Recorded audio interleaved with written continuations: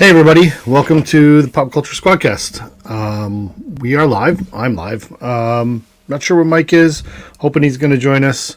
But we're going to get started. Our guest was going to be here in a few minutes, and so I'm going to try and talk. I'm going to talk for a little bit.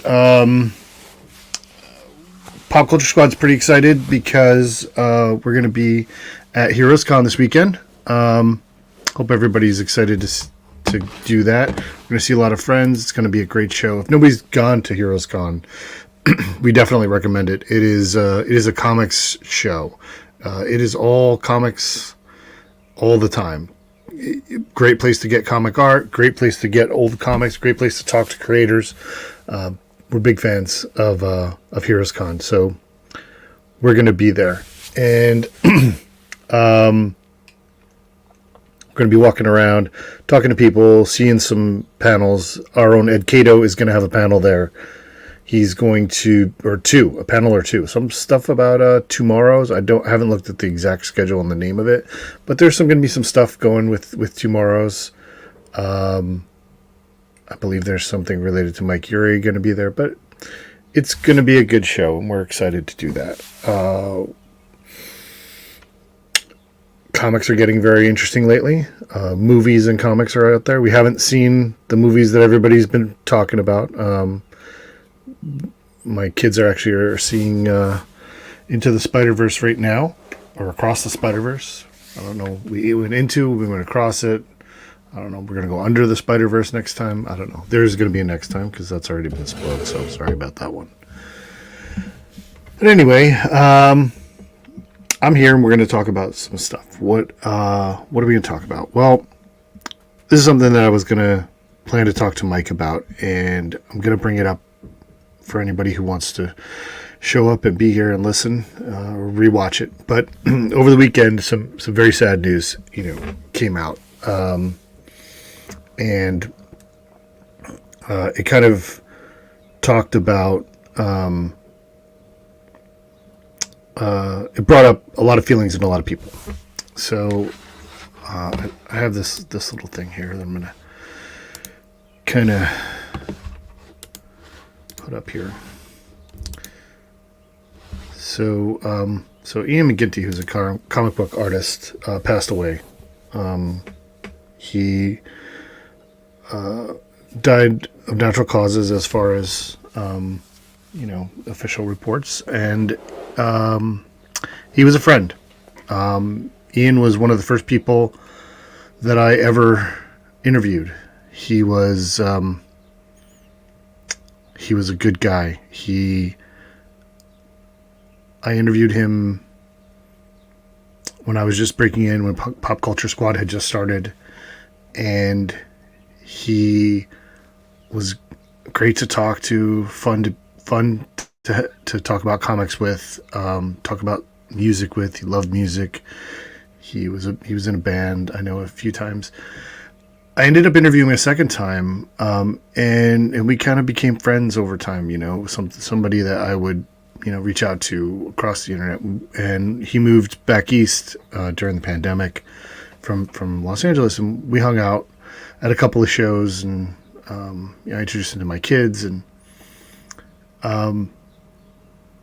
he was always very, very kind to me. He was always very generous with his time. He was always really interested in making art and making comics, and he really loved the medium. And he struggled. He struggled with a lot of things. And one of the things that's happened since his passing is there has been a bit of a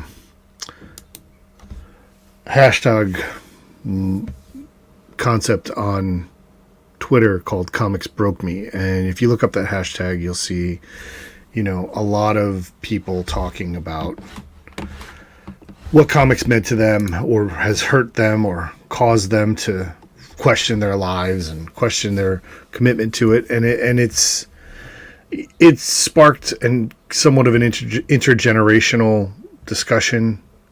And I want to be clear about it. One of the things that I've always enjoyed about comic books is that it allows people to tell their stories. Whether they're telling it through the lens of an alien from some faraway dead world, or from a slice of life book, or a monster book, or whatever it is. There's a story that's being told, and people are putting everything they have into it. Unfortunately, comics is not a lucrative business, as anybody who is in it will tell you. And we talk on this show, and we've said it a few times, that there's this great quote out there that everybody knows, from Jack Kirby, that is, comics will break your heart if you let it. The "if you let it" often gets left out, and we've kind of mentioned that before, but it's true. There's a lot of truth to it. We need to be aware as a industry, as fans, as journalists, as podcasters, as artists and writers and everything else, that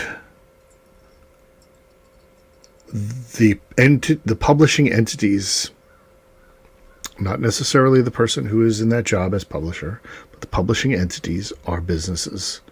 And as any business in this country is or functions, its goal is to make money as best as possible and be as efficient with that as possible. And one of the things that's kind of talked about over the past few days on Twitter and the like is that page rates are a big concern. Page rates have gone down over time. About 10 years ago, they dropped. There are people who have been in this business for a while, who are still in this business, that may not be getting paid what they get paid earlier in their careers. There are people who struggle. It's difficult to survive. I mean, I've done the economics. I've done the math on what the page rates are for a letterer or a colorist, or even a penciler or a writer, and how much volume you must produce in order to survive. And I've been lucky in my life in that,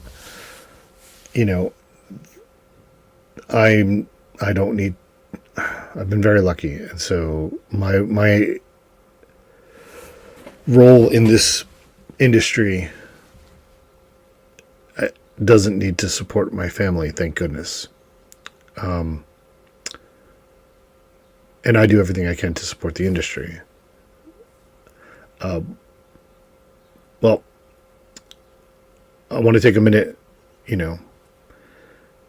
for everybody to just, I'm gonna give us about a minute just of silence here, since there's not a whole lot of people around, but I want to give that time to Ian. So.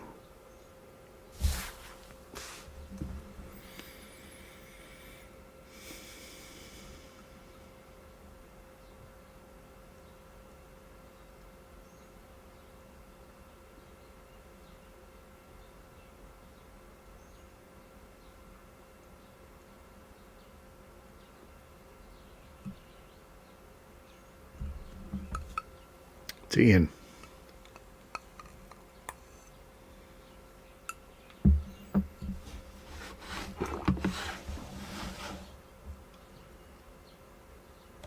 So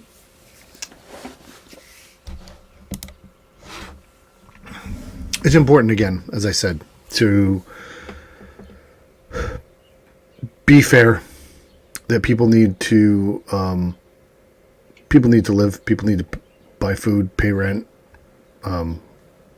pay for car insurance, and this industry is beautiful and wonderful, but it's also very important to,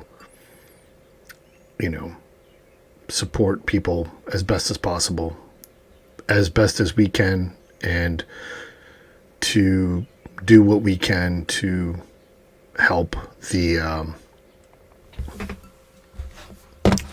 publishers get on board with that.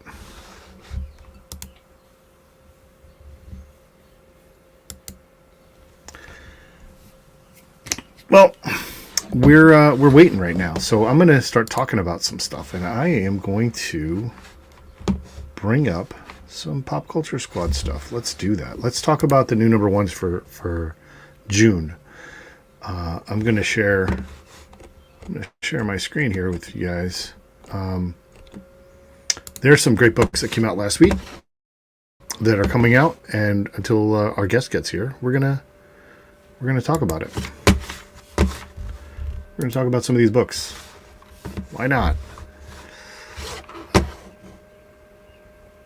Okay, give me just a second, folks. All right, so new number ones for June. What do we got? Oh, we have the ads. Click on our ads. That's okay. We don't mind it. Last week, there was some great stuff. I haven't read this book yet,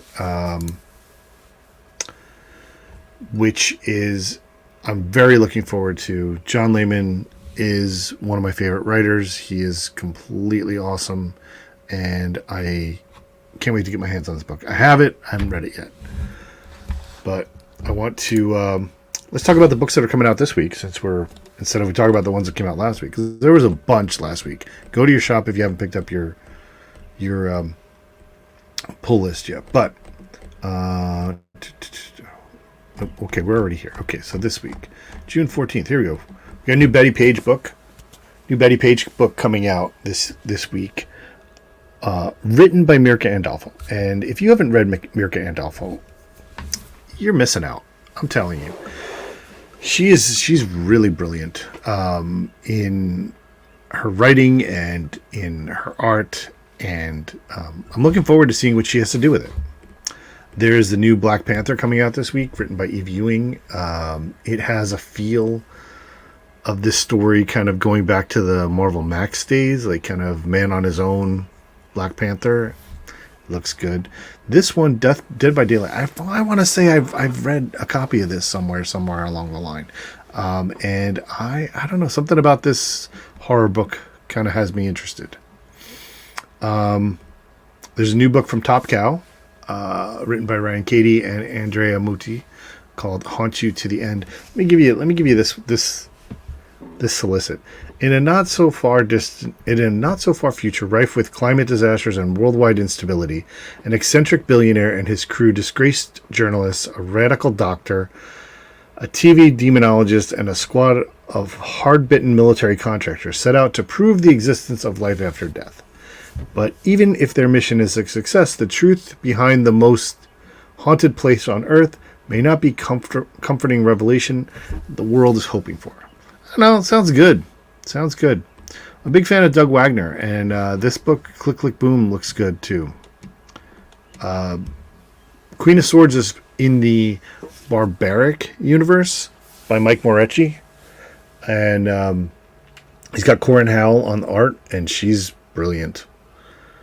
So that one is definitely on the list. Spider-Man India, again, if you've seen Spider-Man across the multiverse, this is going to be good for you and something people should check out. Also this week, we have Ultimate Invasion starting, which is the new transformation of the Marvel Universe. Is it going to be good? I hope so, right? Jonathan Hickman and Brian Hitch, both of whom have transformed portions of the Marvel Universe before, are coming together on this book. And we're really hoping to have this go. I'm hoping it's good. Void Rivals is also coming out this week, and that is the new book from Robert Kirkman from Image. It's got a good solicit, so I recommend giving it a check. Xeno is an Oni Press book that is a oversized 40-page anthology. There's going to be 3 issues of this. There's going to be 3 different stories, 3 stories that go through all 3 issues. And there's some great artists. It seems pretty interesting. We definitely recommend people giving it a shot. So that's what we got. Those are the new number ones for this week. We're gonna move on up and see what we got next week. Next week is this. So we're gonna bring this right here. Now, hopefully this goes back. But like, this book is coming and we're super excited about it. Blacksmith, by Eric Palicki and Wendell Cavalcante, cover by Liana Kangas. This book, I cannot wait for people to read. It is is volume 2 of this. It's called The Key to His Heart. Volume 1 was super good. Caught me by surprise. I'm a fan of Eric. I like Eric. That book, it gets you in this nice, like it's got that noir feel, but it's also supernatural, but it's also kind of just a detective situation, and it hits all the right beats, and it looks great. Well-crafted story. I'm looking forward to this one to be just the same. Ahoy puts out good books. This is one that you definitely want to check out.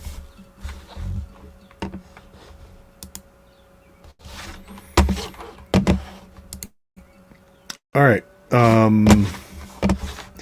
Next week, besides that, we have the Godzilla Here There Be Dragons, written by Frank Thierry and Iniki Miranda. And what if they weren't dragons? What if instead of dragons, it was just kaiju that they were afraid of? I think this sounds brilliant. I'm really looking forward to it. I want to check it out. I want to see what it's about. Hi, Mark. Thanks for watching.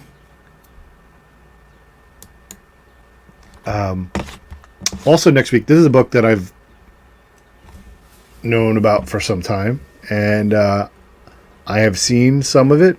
I've seen some of the insides of this book, and Nick Klein is, knocking it out of the park. This is going to be the Incredible Hulk book that a lot of people have been waiting for. And not to say that what's been going on with Incredible Hulk hasn't been good. It's been great. The Immortal Hulk by Al Ewing was great. Donny Cates' run was really good too. Philip Kennedy Johnson is writing this book, and he's been very excited about writing it. And he's got a great take on it, and it's going to be a lot of fun for fans of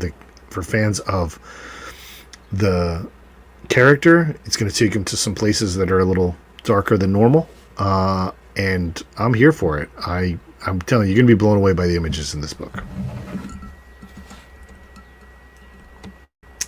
Mandalorian Season 2 comes out next week as well. And then there's Sunshine Patriots, which I'm going to read this one, because this one, why not? Listen. Red Hulk, Superior Hulk, yeah, it's going to happen. It's going to happen. Don't worry about it. So Sunshine Patriots, written and drawn by our friend Howard Chaykin.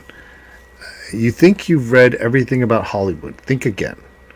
And when legendary creator Howard Chaykin is in the director's chair, expect the unexpected. Hang on 1 second here. I'm just getting a text, and we need to make sure we get this.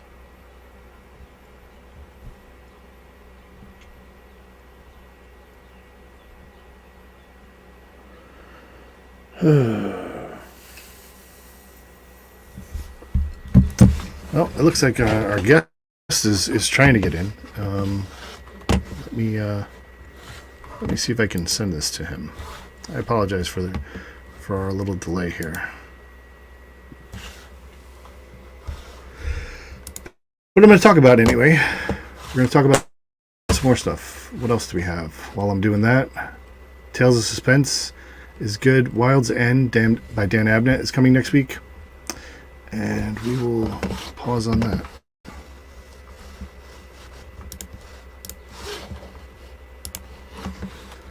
Just give me a second here, folks, while I try and send this message.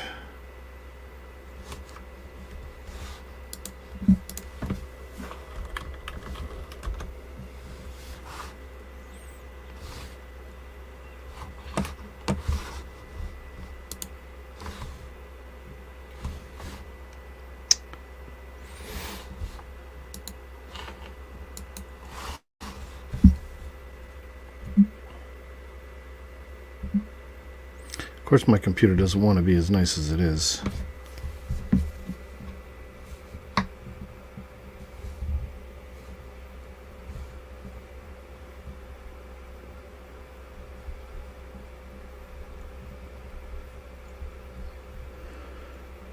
I want you guys, whoever's out there, which is probably just two of you, but go ahead and send your messages or questions, and we'll get it.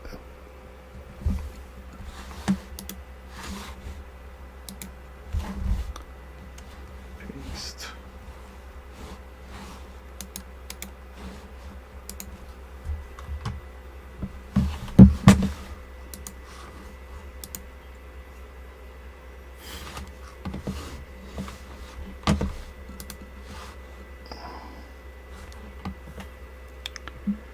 Well, this is it's been a while, so.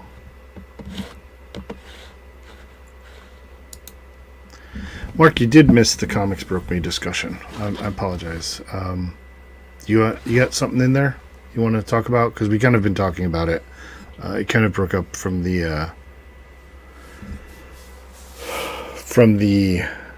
passing of Ian McGinty. Twitter has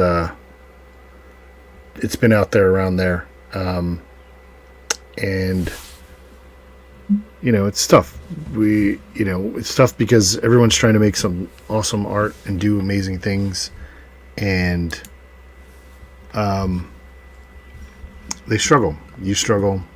Ian had passed away this weekend. So it's a bit of a down show for that. We're going to hopefully change that around once our guest gets in.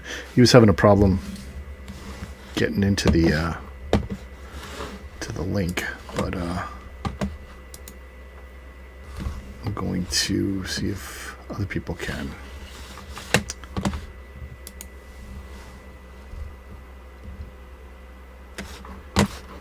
See if we can get some people in here.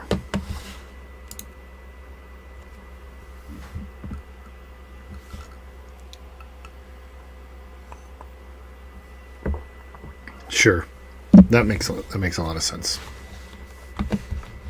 It does.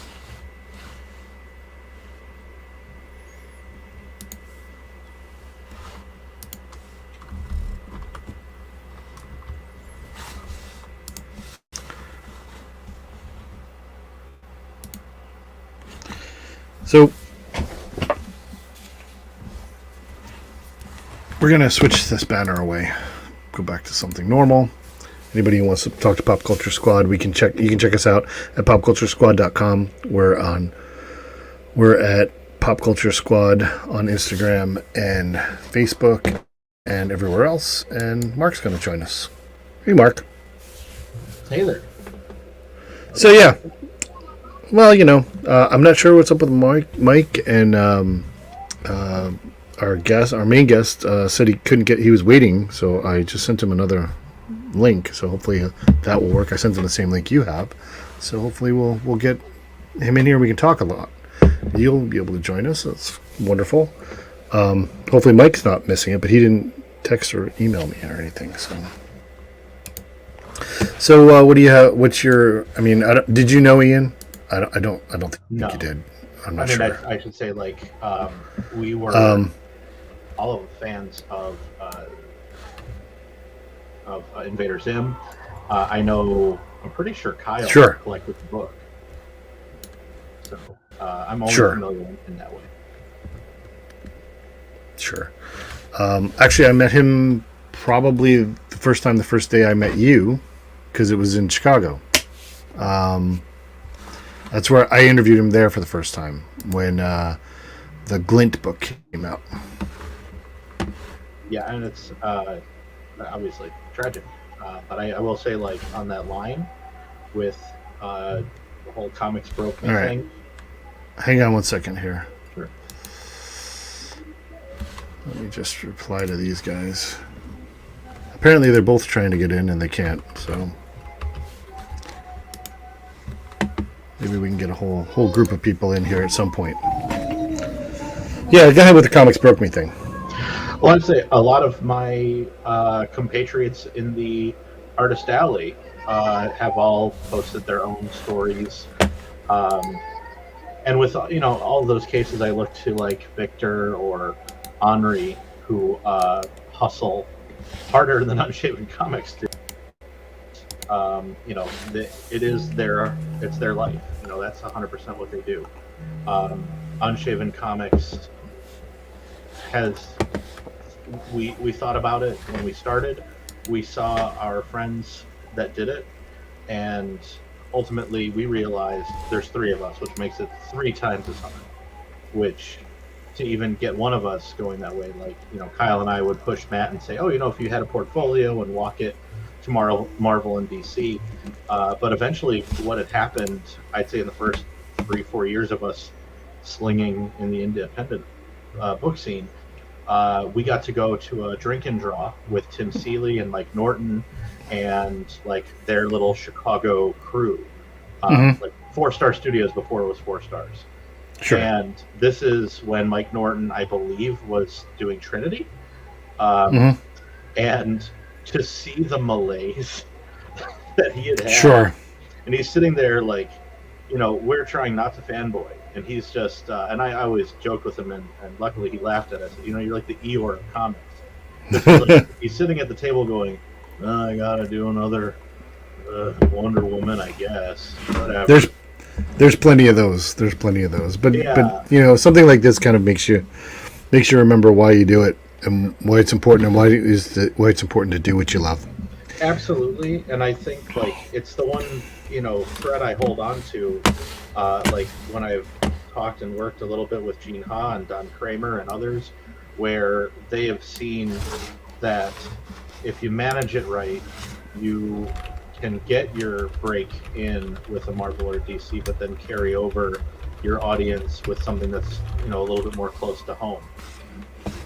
Yep. So, you know, Gene doing May and stuff like that. So obviously, you know, you'd never hope for tragedy and ever, but I think it does bring on a bigger discussion, same as the writer's strike brings up. Yeah, now. sure, absolutely. The people that toil over books monthly are rarely given the real props that they're deserving. Absolutely. Well, our guest has joined, so I'm gonna drop you out. Thanks for filling in and spending some airtime with me. So I'm here. Thanks, Mark. All right, so I think Mike's going to join too. I think they're both. I sent him the email again, and hopefully he will come in. But I'm going to bring in our guest, and we'll bring Mike into that as well. Our guest is a legend in comics. He's worked on everything from New Mutants to Sergeant Rock to Martian Manhunter and so much more. His career as a member of the faculty of the Kubert School has ensured he has put his mark on the next generation of artists. We're happy to welcome to the SquadCast Mr. Tom Mandrake. So, without further ado, here he is.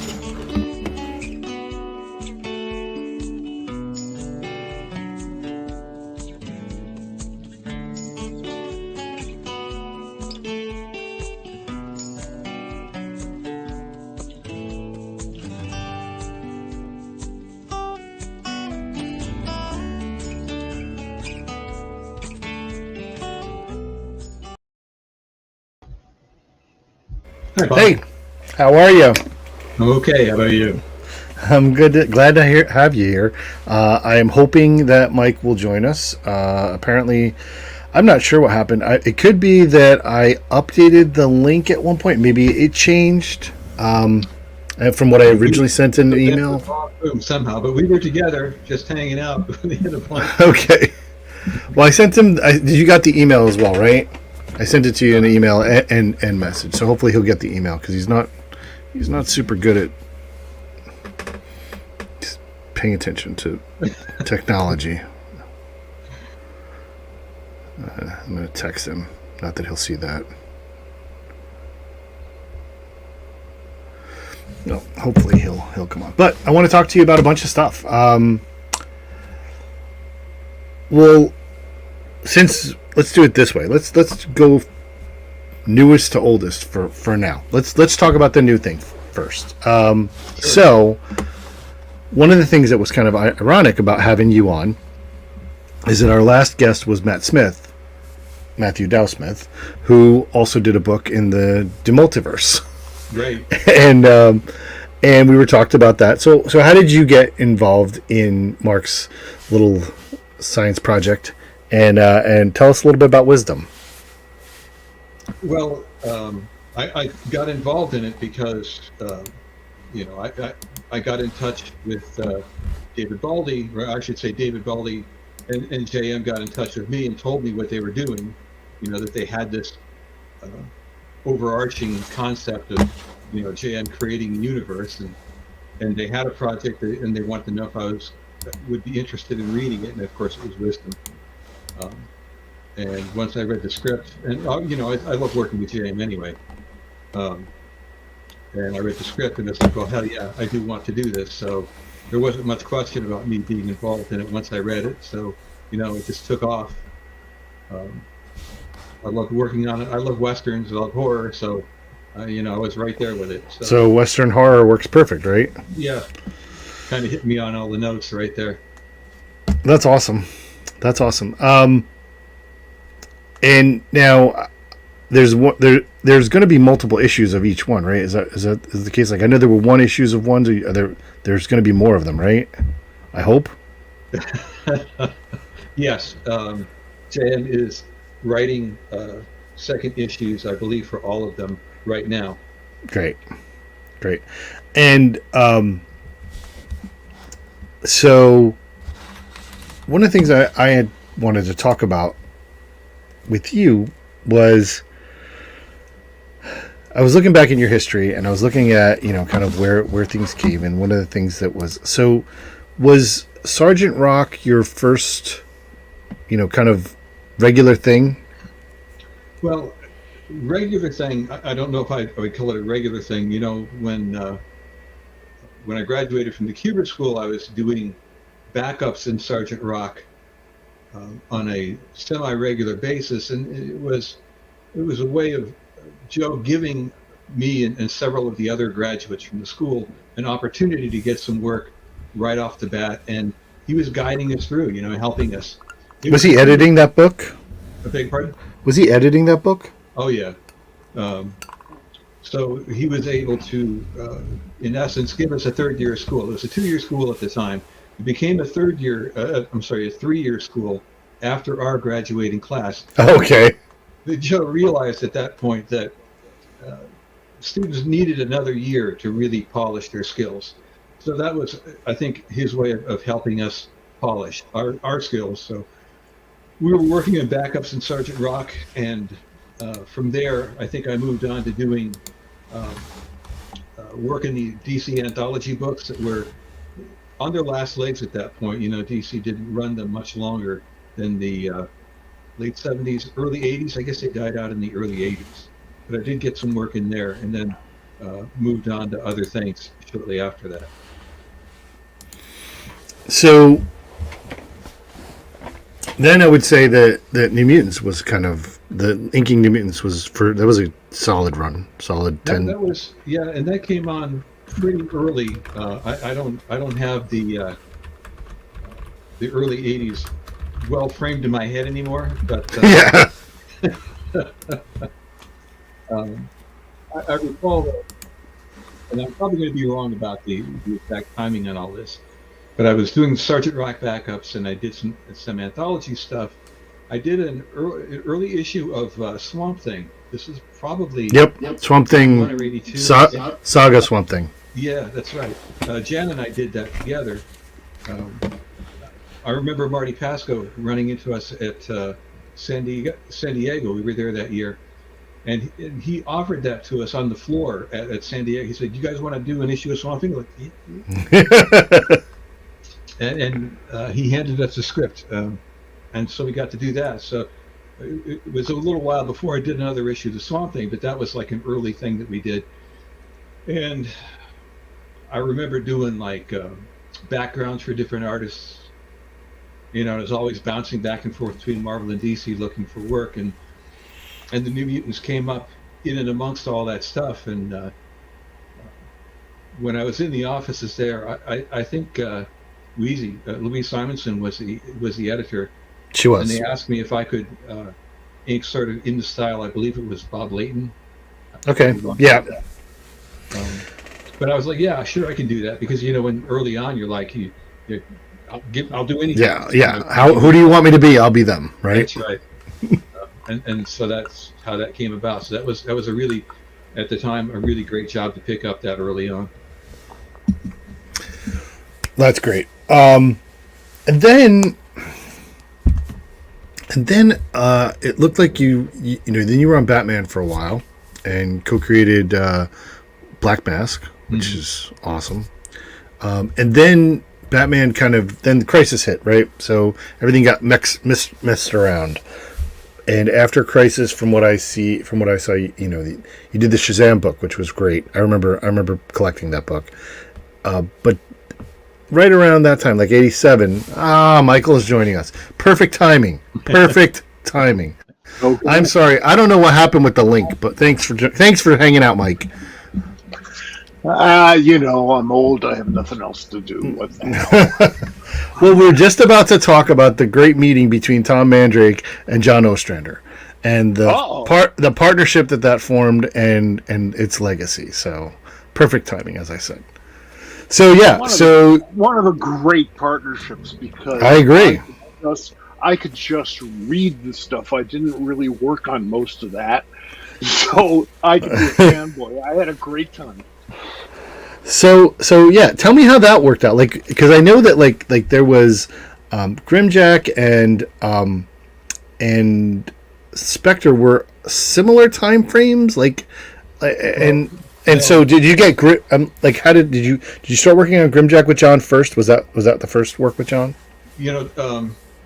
Tim Truman and I were neighbors. Sure. We lived and classmates, right? Tim. So. And so I already knew John. Sure. And after I finished up my run on Batman, I did get into Shazam, but I think almost simultaneously, John was like, "Hey, you want to work on Grimjack?" Because Tim was leaving, and I was like, "Sure, that sounds like fun." And John and I had wanted to work together. We've been talking back and forth, and so. Once we got started, once the ball was rolling, we realized that we enjoyed working together, and we were neighbors. John also lived in the area, right? So, it just snowballed, and I forget how many issues of Grimjack I did. It must have been over 20. It started like in 31 and ended up in the 50s, somewhere in there. Mm-hmm. But when as we were finishing up Grimjack, we were like, well, what do you want to do next? And we knew we wanted to, come up with something for DC, and we wanted it to be something that we would enjoy and that nobody else would be interested in, so that we could mold it the way we wanted it to. And nobody cares about it. Inspector was like, yeah, who cares about him? He doesn't sell. In fact, when we pitched it, that's exactly what they said to us. Nobody cares about the Spectre, but we were like, yeah, but we really want to do it. And we were lucky enough that we had an editor in our corner. I actually jumped something because we worked on Firestorm first. Oh, did you? Okay, right. Like I said, they all came out right around the same time, between Firestorm and Spectre. I know, but the timeline would be we did Grimjack, and I actually got offered Swamp Thing as a regular book. Okay. I got offered to do Swamp Thing as a penciler, but Alfredo Alcala is going to be the inker. Now, to me, Alfredo is one of the gods of inking. I love him. Sure. He was already inking me on Swamp Thing. I was doing that sort of on a semi-regular basis. But sure. I always wanted to ink my own stuff. Always felt that way. I want to ink my own work, regardless of the fact that Alfredo is one of the greatest inkers in the world. When Karen offered it to me, I was like, I understand, but I want to do my own thing. And I pretty much walked out of the office, and Dan Rasper was like, "Hey, you want to do Firestorm?" And I was like, "Can I ink it?" He said, "Yes." Okay, I'm in. And John was writing it. So. Well, you didn't do any covers for Swamp Thing either. Rich was doing the covers, even on your fine. You know, I don't have a big issue with other people doing covers, and I think the Spectre shows what you can get when you've got. I like to do covers, but if you can get other great people to do covers, I think that adds to the book rather than sure. So you have to be open to that kind of thing. But anyway, my point being that I went from Firestorm working with John. And I think we sort of knew that was going to be a limited run. We only did that for about a year. Mm-hmm. And while we were doing that, we were ramping up to do the Spectre. And we outlined exactly what we were going to do with that. We knew what the ending point was going to be. So we had a beginning, middle, and end, which I think is a great thing to be able to have with a regular book. Same thing with Martian Manhunter. When we were wrapping up the Spectre, we were like, all right, who's a great character that nobody cares about? At the time, nobody cared about the Martian Manhunter. So when we're like, yeah, we want to do a Martian Manhunter series, they're like, yeah, nobody cares about him.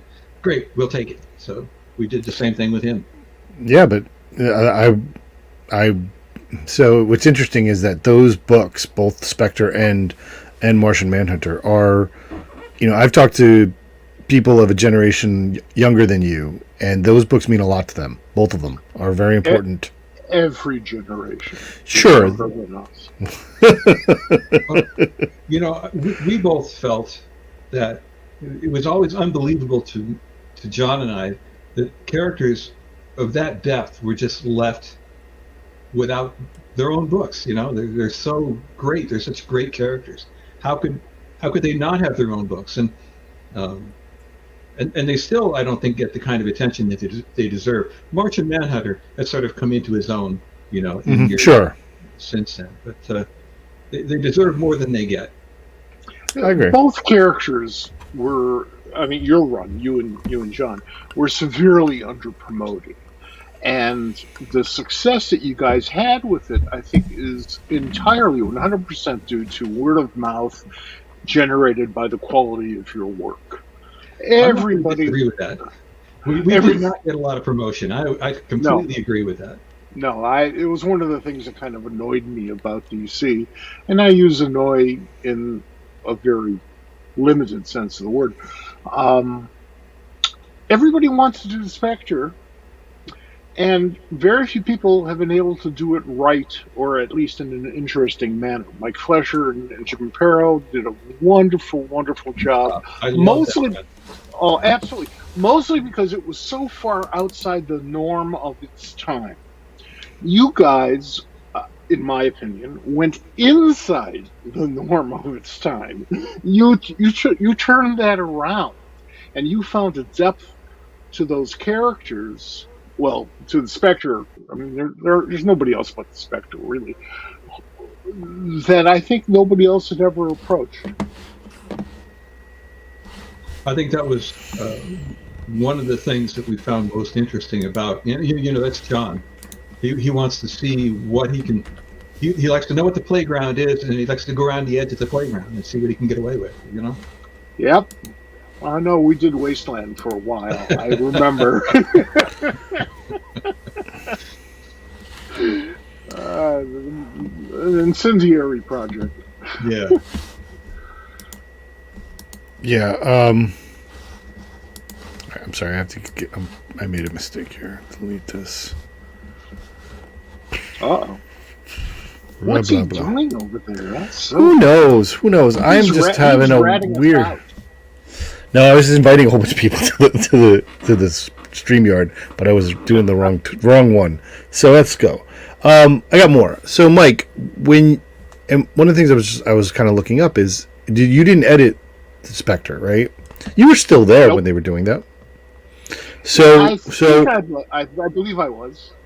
And so what was your opinion? Obviously, was when they came out. Like, it's one of the things that's interesting about John, and I'm turning this a little about John, but it kind of, there's, like I said, your guys' partnership through all of those books was just it had a certain feel, like they belonged together. Like there's like a spiritual successor to each book, like from Spectre to even Firestorm. And I know I have a good friend who is a huge Firestorm fan, and at the time was not happy with your run on Firestorm. Yeah, we heard a lot of, there were old Firestorm fans who were like, hated that, which is cool. I get it. I Right. never get some kind of emotional response from somebody on the web, and no response. And that's fine. But he also recognizes that it was good work, right? Like saying, he's a professional, and he knows how good how much good work it is. Whether there's a lot of stuff that I don't like about characters that I am a huge fan of. So what do you think about that? Made John and your relationship work well? What is it? How did that work? Was there a lot of communication? Was it just you get scripts and go? Or did you talk about you say you did some plotting ahead of time, but For most of the time that John and I worked together, we lived nearby. So okay, the technique for most of the work that we did would be to just get together and sit down face to face and say, what are we going to do? We talk it out. And we worked plot style most of the time too, which I think for us was ideal. We'd come up with an idea together. John would write a plot. I would pencil it. He would script it. And for us, I think it's different for every team, but for us, plot style was ideal because it meant that we could bounce things back and forth and change and morph as we went along. And I think each creative team is different, but without a doubt, that was ideal for us. And I think each creative project is different. You two might not have worked the same way on a totally different character. It depends on the collaboration, and that part is magic. I agree with that completely. I think that it got a little more difficult after John moved back to the Midwest. It wasn't as easy because not being face to face made it harder to generate the same kind of dynamic. I actually think that just as a whole, just my opinion, the whole industry suffers from everybody being spread out everywhere, and that not being able to get face to face and generate ideas and have that one-on-one stuff. Just how I feel about it hurts creativity. That's interesting. I think you have a point. I think you have a very good point there. And I could think of all of the remote teams that produce comics, remote meaning not in New York or now even not in Los Angeles. And some work, of course, some don't work as well as you think they could. But a lot of locals, people in Tierra del Fuego, work with other people who are in Tierra del Fuego. Yeah. So they do have that personal synergy going. So I think what you raise is an incredibly important point, and at some point, you guys have to get together. Now, of course, we have conventions and all this other stuff, so it's not that hard usually, but it makes it better because you can bounce those ideas off one another. And that's great. I have had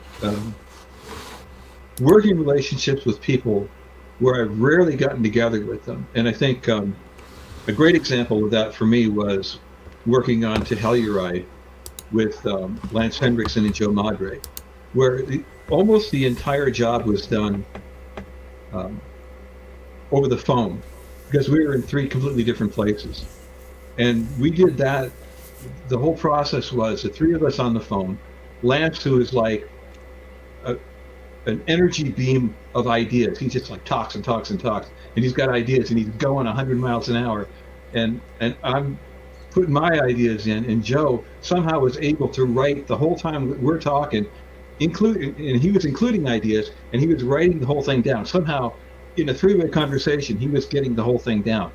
And I've never been on phone conversations with a group of people like that, where we had so much energy going. But that was a weird, unique situation. And I think, again, that was just happened to be the three of us, and that's how we worked, and it worked out great. You know, there are teams that have never met, Yeah. that have worked together for years. Peter O'Donnell on Modesty Blaze, a lot of that was done in a different language, even, you know, and it certainly can work. It's the dynamic and it's the quality of the talent. You know, what you do optimally is what's best, but you don't know what's best until you try it. Yeah. Yeah, I mean, it's kind of brought up something. We went to a show a couple of weeks ago, and I was talking to a friend of mine there, and he's on a book, and he hasn't been introduced to the writer yet. He's already working on the pages and has the script, and I know the writer, but he doesn't, right? Like, I know who the writer. I mean, he told me who it is, and I'm like, well, I know him. He's a friend of mine, and I'm like, do you want me to introduce it? Like, the editor should be doing that. Like, I think that's part of that makes sense to me. But like, how did you handle something like that, Mike? Like, when you were editing, I mean, not everybody was in the office and not everybody was around. Was that something you made a point of, you know, making a phone call to let people know? Is that something you thought is important, that there was a personal connection between the people? Well, in the days before email, when we chiseled our notes sure. in stone, obviously, the first carrier pigeons and stuff, right? That's right. The first, well, they were tasty too. The first thing that I would do with a team that didn't know each other was supply that information. Here's their phone number, and I didn't use the social security number, but here's the phone number, and here's the address, and you guys don't need me to be there all the time. You need me to be there when I want to get paid. So do your best work and let me know how I can fit in. And, you know, I do all of the editing stuff that I always did, but the first thing I would do is make sure that team had the information to get together. Comics is a very personal experience. I don't think that people who don't work in the medium for a while, quite frankly, realize how personal it is. The Spectre was an immensely personal job for Joe. You know, because, you know, he was raised Catholic, and he went to Jesuit school, and he had a lot of stuff. I don't want to say to work out, because that puts it in negative context, but he sure had a lot to comment on, and that was in the book. Well, I agree. Anyway, that's important. Like, I think it's important today. I think that's important what people are doing. With your students, and I want to talk about that a little bit, if we can do that now. You know, Tom, you know, for those who don't know, Tom is a teacher, educator at the Kubert School, his alma mater, and you've been doing that for like 10 years now, right? At least About 10 years, yeah. And how does that work? How does it work with your students? Like, when you talk to them, you know, besides the technical aspects of art, do you talk to them about the business part of things and how to be a good, you know, participant in the industry? And I don't mean good by taking the short end of the stick. I mean by, like, you know what I mean. Yeah, you do try to give them advice based on your experience about what it is, what this business is like. You know, for the most part, I teach storytelling and narrative, which is a very consuming subject, and it's half technical and an indefinable art form. You can talk about storytelling endlessly, but I do try to set aside a little bit of time to talk about the business of art, my experience in this field, but there's not enough time in the day. I only teach 2 days a week. I could, you know, that could be that is in fact an entire course. You know, the business of art is an entire thing. So I try to leave that for if somebody asks me a direct question about, well, about the business of art, my experiences, and I'll get more involved in that. But when I'm in class, I try to stay focused on what we're doing, because I find that there's so much to discuss, and to me, it's my favorite subject. Storytelling and narrative is the thing I'm most interested in. So it's hard to squeeze all that extra stuff in there, but we do touch on it occasionally. I would imagine that your students would be curious about the mechanics of the business, and it's hard to be totally revealing about that, because it changes and it's different from company to company, and from it depends on who's running the company and who's running which parts of the company, and there's a lot of political interaction. He said very politely. Involved in all of that. So, it ain't worth shit unless you got the storytelling right. That's where it starts. That's where it ends. Well, that's the most important thing. Is first, you've got to have the skills. Secondly, somebody could ask me, well, how did you break into the business? And it's got nothing to do with what my students have to do now, because Right. my experience of breaking into the comics industry in the late 1970s is ancient history. It's Sure. got nothing to do with how you're Yeah. going to break into the industry now. It doesn't exist anymore. That's not. That's true. That's very true. I tell people I lost a bet. It's a good answer. Yeah. So the stories I tell about that are just it's fun for them to hear them, but it's not going to help them to know that I used to sit in the lobby at DC Comics and ask everybody who walked by if they needed a background artist. Sure. Because you can't do that. Yeah. I want to switch a little bit, because you talk about storytelling, and I want to just reminisce just a little bit. And so I would say this is like the first creator-owned thing that you did, where you had a free canvas. Yes. What was that experience like as a young artist at that point? So, And it's funny. I'll give it a preface this. So it's funny because this was about a year ago or so. Mike and I were up at Ithacon, and I grabbed a copy of this out of a 50 cent or dollar bin or something like that. And he's like, "Man, I forgot we even published stuff like this, And it's something that most people haven't seen, but people should go check it out, because it is a fun book. Also in that book, there's tons of lost wonders out there. But also in that box, and don't tell Jan, but I think half the print run of Aryan Run is in that box. It's ridiculous. There's 50 of them in it. Oh God. It's funny because I have so much artwork that I own, and I just scanned the covers, all 6 of the covers for Spanish Galaxy. Oh, that's great. But of course, I didn't scan them, because at the time you would do the work, take it up to DC, they would do all the production stuff, and you bring them home, put them in a box, and it's like, oh look, I've got these covers, I should scan these, and I posted them on my Patreon, and a couple of the guys were like, I remember this when I was a kid, I loved this book. And of course, when you have a project like that, and you're young and you're like, oh, I sure hope people like this. And like you say, it's not like it was a big seller or anything, but I loved working on it. I was really proud of it, and I got to work with Nick Cuddy on it. You guys know? Yeah. Yeah. Oh yeah. I mean, I didn't know him, but he was E-Man. He wrote E-Man. Yeah. He wrote scripts for E-Man. He was also a damn good editor. Yeah. And a really sweet guy, and he had great stories. He used to tell me about working with Woody, and because he was his assistant. So, I mean, it was a great experience for me. And Mike, I don't know if you remember this, but they also experimented with a particular kind of print process. Do you remember, what was it called?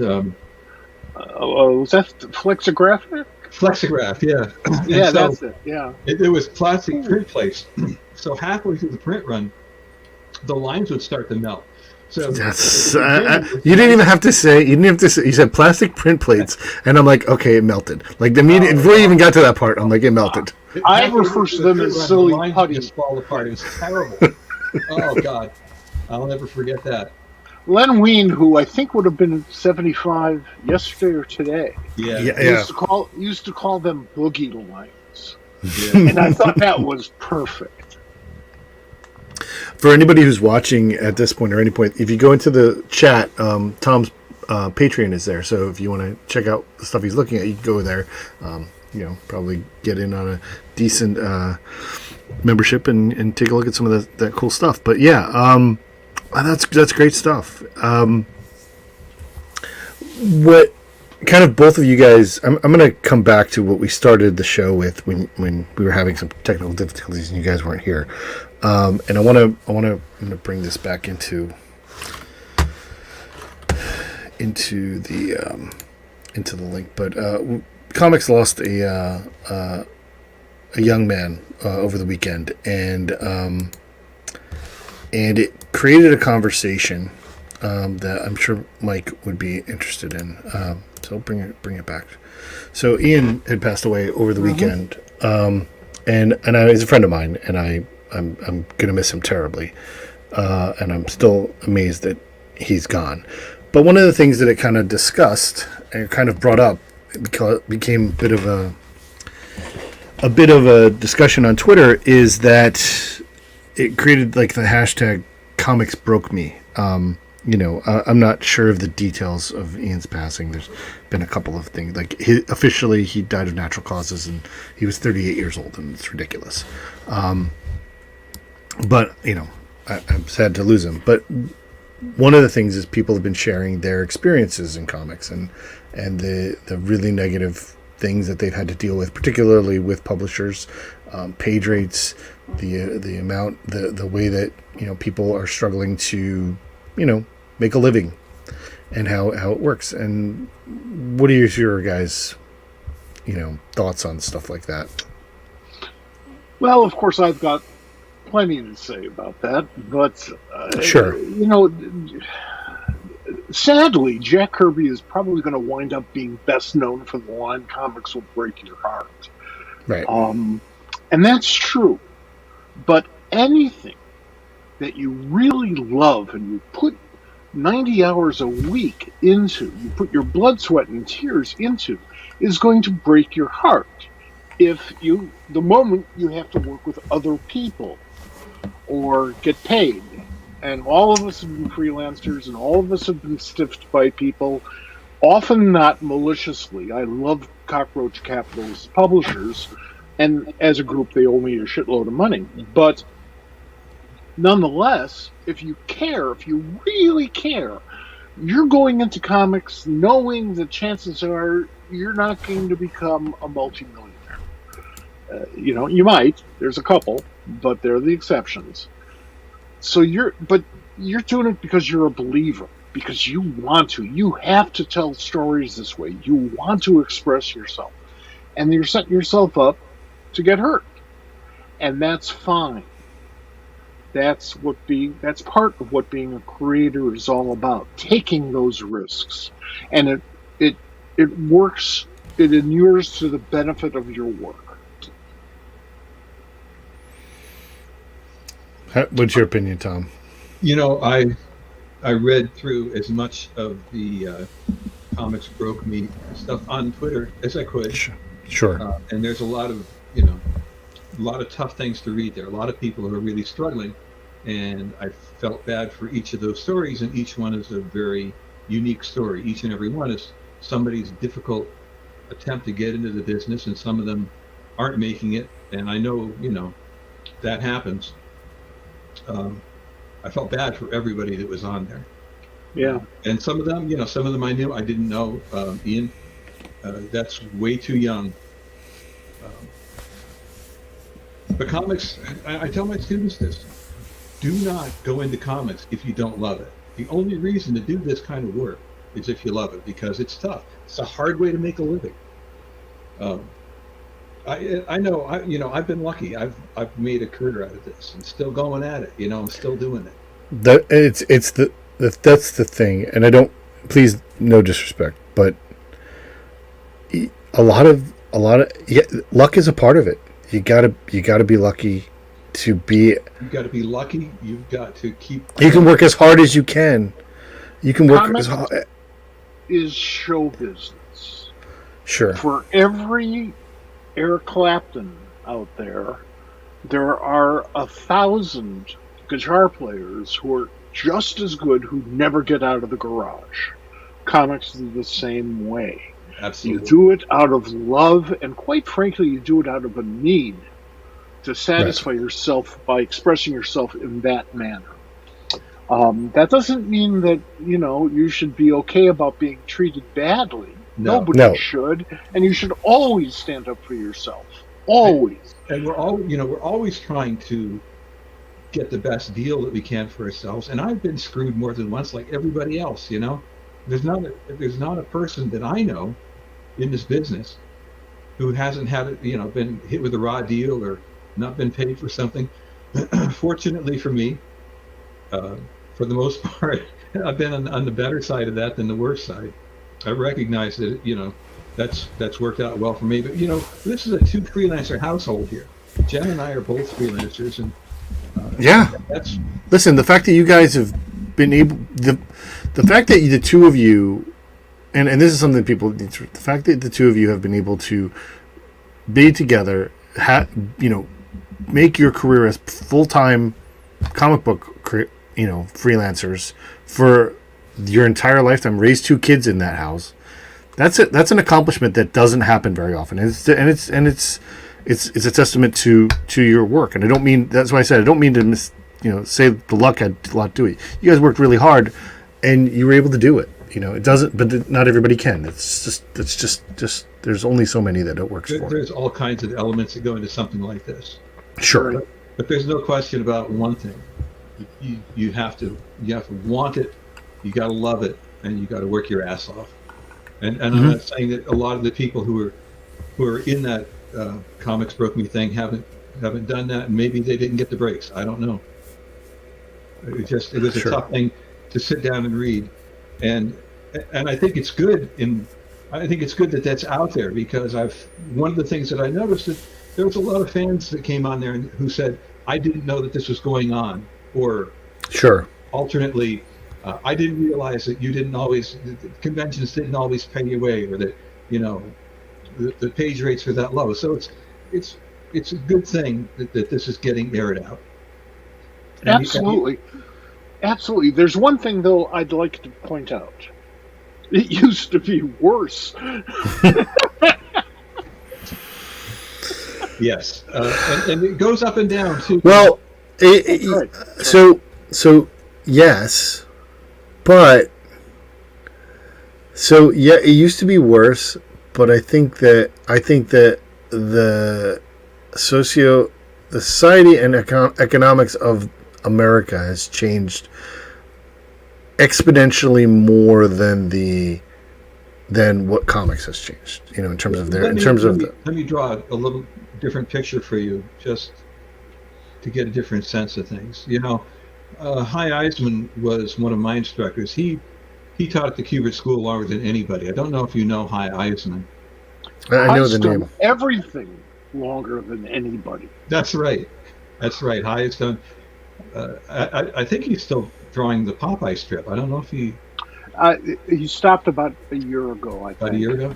And they have a new team on it that's very good. Just saying. But back in the 50s, Hy was drawing anything, horror comics, anything he could do, like any other freelancer. Speaking of guys who had just as much talent as anybody and never really hit the big time, so he would be a household name, Hy Eisman. He's been working in comics since the 50s. And he was there watching the TV when the Comics Code came into being. And rates dropped down to nothing after that. So from making a reasonable living to suddenly not making anything. And remember that in the 50s and 60s, instead of getting your artwork back, they would cut it up and throw it away. Sure. So rates were down to nothing. They're taking your artwork away from you and destroying it. So a guy like Hy has seen the absolute low, and then everything came back again, and now it's a very tough market right now. I'm not saying that anything that's happened to anybody recently shouldn't be discussed or should be seen in like, oh, well, it was harder for somebody at another time. I'm just saying that I've seen this rise and fall, just like Mike has. But there are at least some things that are better now, including the idea that it's possible to at least get a taste of something more than just the comics. Even when I first started, they used to take the original artwork and cut the corners off of it and almost nick the edges of the original art. I don't know what the hell they were doing with it. But it was, just a few years away from when they were cutting it up and destroying it. The original art had no respect at all. I once was at a picture framing place in like Westchester County, somewhere around there. And I'm sure there was a comic artist working there, right? Because every comic artist worked at a picture framing place. This was even before that, but you're right. You're absolutely right. The guy who owned the joint said, "Oh, comics, oh, geez. I worked at King Features." And I went, "Oh, well, that's interesting. Some of the great people worked at King Features." His job was to destroy Alex Raymond's work. Awesome. And what I wanted to do was find a nice brick wall and line them up against it. How dare you do that? High's luck, Al Plastino had the same thing going for him. It wasn't luck, was to be associated with a syndicate that kept him on one gig or another all the time. That being King Features in High's case, and then Plastino's case, it was United Features. I mean, there's that story about the 2 years worth of just in case work he did on Peanuts that I believe no longer exists. He also did about 3-4 years on Nancy, and he drew Superman. Yeah. So, there were some people. Wasn't he fixing safety nets? Wasn't he fixing Jack's Superman face? I believe it was he. I think it might have been Murphy who did it on the covers, though. Oh yeah, Murphy on the covers. Yeah. And there was a great guy for you, Murphy Anderson. Was just one of the nicest guys on earth and most talented. So yeah, I mean, like, I agree. I think it's something that people are, I think it's important. It's important that it's out there again, like you said, and I am very open with the things that I've learned about it, about the business and the economics of it, and it's hard. Like I've done the math for people multiple times, and as I said earlier, before you guys got here, like I'm very lucky that I'm very lucky in my life that the career I have pays the bills in my house and gives us a nice place, and I have the ability to do this. This is comics. My experience in comics has netted me like negative $10,000 probably at least over the past year and a half. But there's plenty of time. You can lose more. Sure, I can. I plan to. But like I said, it's something we need to kind of be aware of, and something like this, as tragic as it is important that fans understand what people go through, and if it raises awareness to cockroach capitalists, to people are really, really struggling, and not maybe they don't hear, maybe they don't see, maybe they're too busy. Maybe this brings some knowledge. And anyway, if anybody's watching and you're interested in, Ian's family has said that a donation in his name to Heroes Initiative would be something they would appreciate, and very worthy. Sure. By anybody's standards. I'll tell you a story that I don't think I've ever told you, Bob, or maybe the second half of the story I've told you. Okay. But I was working with the Shakespeare Theater in Stratford, Connecticut. They wanted to rebuild the theater or resurrect the theater. I was working with Frank McLaughlin, Okay. And Carla Conway. It was really kind Mhm. of interesting how many comics people wound up in there. And the director, the artistic director, said, "You know, it would be great if we could do some comics, Shakespeare comics, along with this, sell it in the, at the theater." And I lit up like a Christmas tree because I had a project in the back of my head I was always trying to get off the ground, which was an adaptation of Julius Caesar by George Perez. George really. I've heard that part of it. Yes. Yeah, George really wanted to do it, and I really wanted to see that happen. I would kill to make that happen. So I put together the whole plan. I put together a budget. He looks at the budget and thinks I'm trying to rip him off. I mean, he's accusing me of being a thief. And it was a very realistic budget. It was, because I wanted to see this project happen, and because I'm not the type of guy that would pad a comics project, just for myself. Right. I have been known to do that with some Hollywood stuff, but That's different. Well, yeah, I mean, That's fake money. I added money to the lunch budget. that's a whole different thing. But in comics, no, it's what you were talking about before, Tom. It's a very personal thing. It comes out from our souls. And ultimately, I left that production, and he, as did Frank, and he wound up tanking the project anyway. It never got off the ground, which is a shame because it would have been great, but it would have been even better if we could have gotten George to do that Sure. project that he wanted to do so badly, and I wanted to see done so badly. Happens. There's a lot of those projects in everybody's way. Yeah. So that happens a lot. I have one of our acquaintance of all of ours, John Workman, has like a list of he can write a book about all of the never haves that have happened through comics and things that there's some that I will eventually find what happened to. So, but I want to talk about something else. We're going to change topics again. I'm good at that. And I want to know about this. What is this? What is that? Well, that's going to be coming out this November. Yes. November 7th, I believe. Titan books, right? Titan, yeah, coming out through Titan. So I actually signed on to this project in 2018. Okay. And I'd worked for Titan before. I did Captain Chronos Vampire Hunter for them several years ago. So I was familiar with the company, done some work for them, and I think I had done like one Jimi Hendrix sketch just for the fun of it, and I'd put it up on Instagram. And my editor at Titan emailed me and said, "Hey, would you be interested in doing a Jimi Hendrix project?" And I'm like, "Sure, that sounds like fun. I like Jimi Hendrix." Yeah.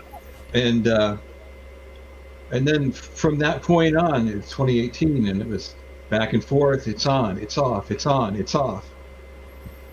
And finally, I kind of forgot about it because it was just, nothing was happening until, let's see, about a little less than a year ago. He said, "It's on," and I'd forgotten. I was like, "What's on? I don't know what you're talking about." and then it was time. He'd finally gotten some writers lined up. Mello and Ben Ha were on board, and they had a script, and it was like, "Oh, we're going." So we're doing it, and it's a Jimi Hendrix sci-fi adventure story, which I think is very appropriate because you guys are into Jimi Hendrix or not, or Jimi Hendrix music, but Jimi Hendrix is very inspired by science fiction, and a lot of its lyrics and things are based on science fiction. So I kind of feel like I could show this work to Jimi Hendrix, and I think he would be into it. I feel like we're in the right place. I was a rock and roll disc jockey for 15 years, and I may do it again. I don't know, but because I really love it, and I really love the form. So you get asked all the time, who's your favorite guitar player? And that's a ridiculous question. And if you Sure. asked me again 10 minutes later, it would be Sure. somebody else. But Jimi Hendrix does not even make my list because he's not a guitar player. He's an ethereal being. He's a concept. He's a god. Well, And Now- you're right where we are with this. But did you get to see his performance when you Yes. were 19? When I was 19, you're talking about when I was at Woodstock? Yes. Yes. Did you saw him play there? Yes. And do you remember? Do you remember it? Because something minds get altered. Oh, luckily my mind was born altered. Well, there you go. So I'm used to that. I'd seen Jimmy perform several times, and each time it was like, I mean, I've had that with other musicians too, but nothing like Jimi Hendrix, because you could see the human being on stage when somebody else is playing. Jimmy, no, he just disappeared into the music. It was not Jimi Hendrix playing guitar. It was a place you went.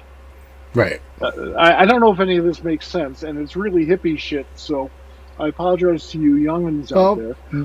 We often have a hippie section of the show, so this is where we've hit it. All right. One of the hardest things about this project was trying to draw the elements of music into it so that it doesn't come across in a hackneyed kind of way. The last thing I wanted to be doing was drawing like musical notes floating across. Oh, look, he's playing music, So No, that's a beautiful piece. Who colored it? Justin Prokovich, and Justin is doing a great job. Now he did a job for me for DC last year, and he did a great job on it. So when they asked me for a colorist on this, I said I really want Justin to do it because he has such a great touch. He knows exactly what I'm looking for.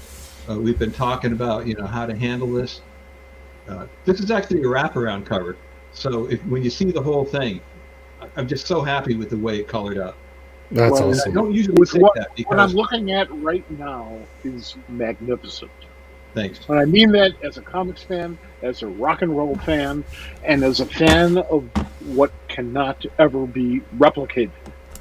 I mean, this is fantastic. I'm Yeah. actually not even done with it. There's 20 pages of pencils on my board over here that I have to hang. So yeah, I'm looking forward to it. Absolutely. Yeah, that's definitely something that part of getting you on the show was we wanted. You and I talked about this a while ago. We talked in New York last year. We were like, we got to get this happening. And then with Mike coming on, I wanted to do it. You guys are going to be at Garden State Comic Fest in 2 weeks, right? That's 2 weeks, right? Not this week, yeah. next weekend. Right. And you'll not be in the frozen side, I'm sure. I'm Nope. sure you guys get. I can't do that. You just leave Kim over there. Like Kim stays in the frozen side. Yeah, Kim in the frozen section. And then you're going to be. And you're going to be at Baltimore, right? That's right. Oh, cool. Yeah. So, which is great because we're going to be celebrating the 40th anniversary of First Comics at Baltimore Comic Con, Yeah. and that's super important. I'm sure we're going to figure out. I'm going to probably be talking to people this week at Heroes about how we're going to set things up. But at this time of the show, before Grayson walks in front of the camera, we're gonna enter the first comic section of the show. Okay. Oh, geez. Oh. So we this year we are celebrating 40th anniversary of First Comics, and you are a veteran of the company. And so when we have people on, whether they've worked for First Comics or they just are fans, what is your? I have two questions for you, so we can get this. So what's the fondest memory of First Comics and that you produced? Like, what did you think? What was your fondest memory of what you did for your work at First Comics? Which was it? Just Grimjack was the only books you did there? I don't think that I worked on anything other than Grimjack. Now, a lot of times I forget stuff that I did. Yeah. Oh, you did a Classics Illustrated in 1990. Was that for You did Hamlet. You did Hamlet. It was first. Oh, I didn't realize that was for first. Okay, so the thing about the thing about Hamlet was that I did that in full color. That was done relatively large boards, much bigger than the usual comic book size, and I did it in watercolors. Oh, that's awesome. I'm red-green colorblind, but I did it in full color anyway. So I'm painting along, and I've got all my colors marked out. I had a great set of Pelican watercolors. It was actually my dad's set. He gave me beautiful set. I think it's still around here somewhere. But trying to be real careful. I'm in the middle of the job somewhere, and I started switching colors. Somehow I started screwing up. And Jen comes over to my table, and she goes, you're not painting Hamlet's shirt the right color anymore. You switched it over, and I was coloring it pink, and I didn't know what I was doing. So fortunately, back in those days, when you had a good solid piece of Bristol, you could do anything you wanted with it. So I was able to scrub it all out and repaint it. Oh my gosh. That was a hard job, because Sure. when you can't tell red from green and you're doing full painting, it's a bit of a challenge. But I did it, and I got it done, and it was a good job. I haven't done anything like that since, because I was sweating bullets the whole time. You know that Chaikin has the same color buttons. Yeah. And when I mention that in public, when Howard's there, and why mention it if he's not? Of course. He actually turns colors, probably colors he cannot see, because I mean, it's an intense amount of work, which is why he doesn't do it very often. But for a lot of his, painted work and stuff, he really wanted to do it. I was just amazed at how good he was. He was doing it technically, which one would think should be an insult. But you look at that stuff, and it's like, no, that's not an insult. That's great work. Yeah. Right. So the other question is, what is your favorite first comic?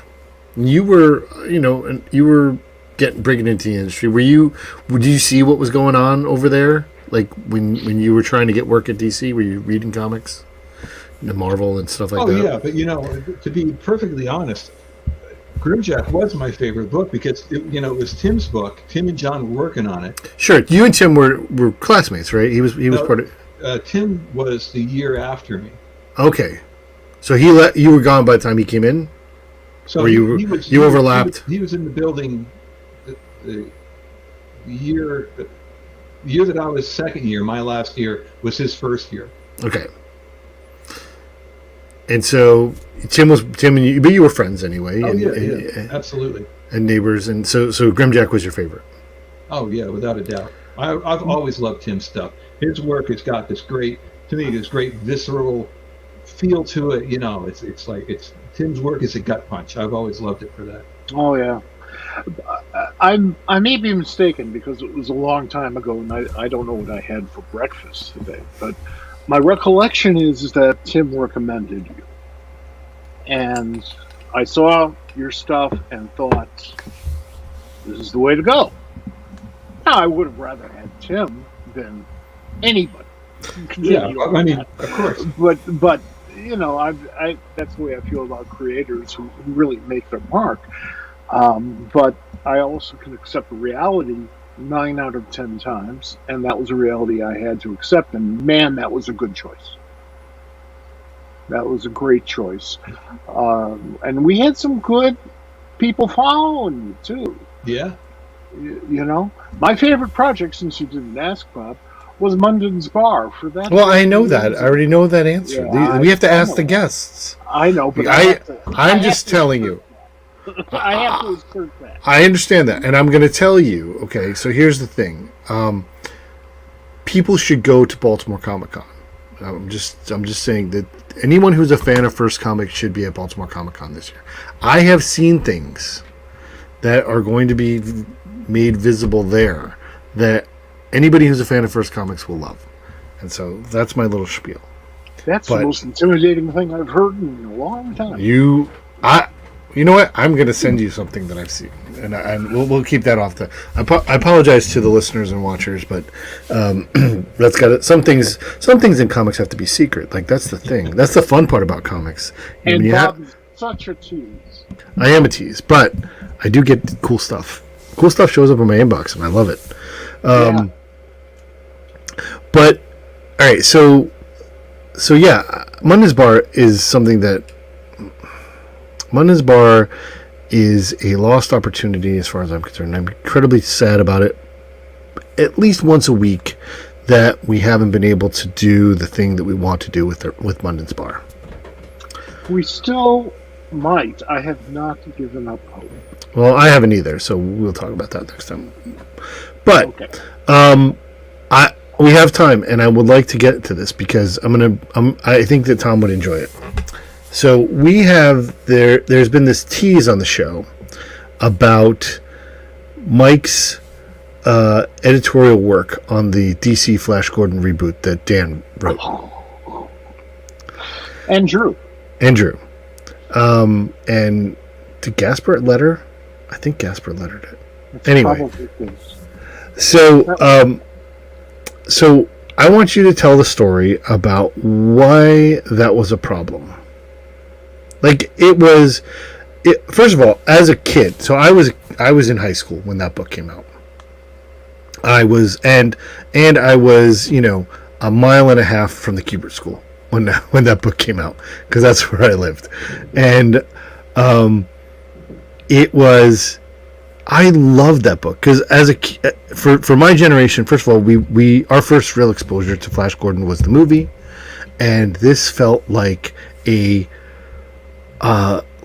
cooler, more even more modernized version of that movie. Like, took that story and it kind of had a lot of the feel of it, but it made it more adventure-y and more it made sense. Like, it made sense for me that story could have happened, and it was good. It was beautiful. I mean, Dan did great work, and the story was great. So, but when I brought it up and told you how much I loved it, you're like, "Oh, the story's about that book." So why was it problematic to get made? Well, everybody who's been in the comics business for any length of time has had really horrible problems with some sort of licensed project. It always happens. There's some person who's never seen a picture of a picture who's going to criticize what's going on. When we started the Flash Gordon project, and Dan really wanted to do it, and I respect and admire the way he stuck through it all. They had a guy at King Features who was in charge of approvals, and he hated it and wanted all these changes in the first issue. Why? Because he was a moron and an asshole. That's a great combination. It's a wonderful combination. He had the right job for that. Those were his gifts. So we redid everything, and we kept on redoing things. And, finally Dan was going nuts. I was going insane. Dan was the reasonable one. And he flies out to New York, and we're talking with King Features and stuff, and we work it all out, and then the guy quits. Not Dan, the King Features guy. And the new guy comes in, and he wants it his way. And he tears up everything, and he wants us to do it a whole different way. And we try to sneak in an accommodation or two. We're up against deadlines, and, if they don't approve it, we can't print it. So we cobbled something together that I thought was pretty good, but it took me about 20 years to realize that. And it was good. Yeah, well, I was in the middle of it, so I couldn't. I understand. It was good. I loved it. I run across people my age, and they're like, "Man, that was really good." But the story's not done. Sure. So because he, number 2, quit. I had nothing to do with it, which disappointed me greatly. That was a lost opportunity. And they hired number 3. And we started all over again. And I felt horribly for Dan. You know, I've known Dan since I think Mike Grell gave birth to him. And, Sure. And he's a wonderful artist and a better writer, and he got so much shit for being a writer when he started writing. He's like, what the hell do you know? You're just an artist. All these writers who I love, and many of whom are personal friends, were saying back in the early 1980s, you know? And he's a magnificent talent. And his subsequent career has shown that. He was drawing Green Arrow for years. And he calls me up one day and he says, just sort of giving you a heads up, they're looking for somebody on Superman, and I want to do Superman. And I said, hey, I ain't going to stand in your way. You know, first of all, it's not my right. Second of all, I'm a fanboy. I'd love to see a Superman. Third, hey, that was the right decision. His Superman was great. Sure. You know, but that Flash Gordon thing, all I can say is, you know, I know about the entire print run of the first, was it Planet of the Apes, that had to be destroyed because they didn't have character likeness rights. And they found that out after they printed it, but before they distributed it. And Hilary Barton has some great stories about doing SpongeBob, the first issue of SpongeBob, but he still does that from time to time.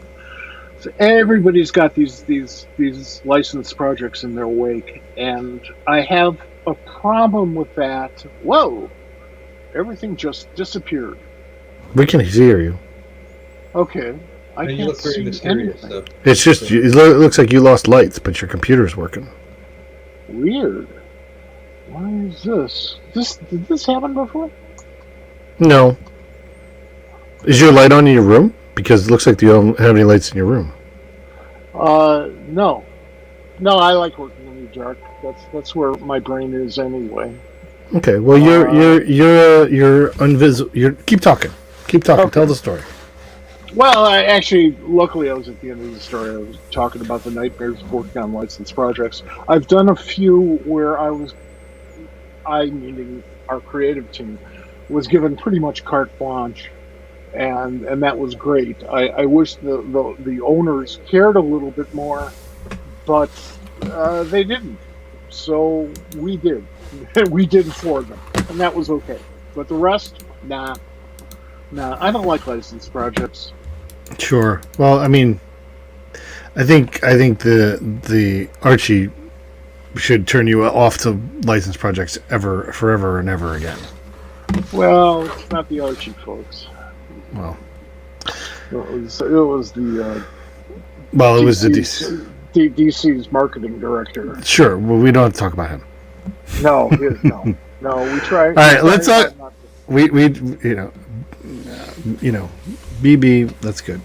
That's as far as he gets. So we're going to talk about this. Let's talk about this. What's this about? Monsterborn, yes. So Steve Niles, you guys started working together. You worked with Steve before in at Storm King, right? Have you ever? You're back. You're back. You look good. You look good. Worked on 30 Days of Night X-Files crossover. That was the first that's cool. And that was for DC. It wasn't DC proper. It was when they had Wildstorm. Okay. Yeah. And that was a lot of fun. You were just talking about licensed things.